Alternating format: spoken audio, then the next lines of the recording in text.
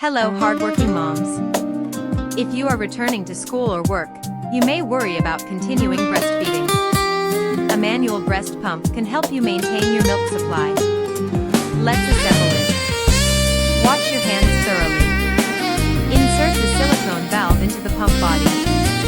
Attach the breast shield. Screw the bottle securely. Attach the handle. Now your pump is ready. During break, find a private and comfortable space. Sit upright and relax. Place the shield properly and begin pumping slowly. Maintain steady rhythm once milk starts flowing. Store expressed milk in a clean container and keep it cool if possible. Manual pumps are small and easy to carry in a bag. Breastfeeding supports your baby's immune system and growth even when you are away. Balancing school or work and motherhood is challenging, but you are capable. Planning ahead and pumping regularly will help maintain supply.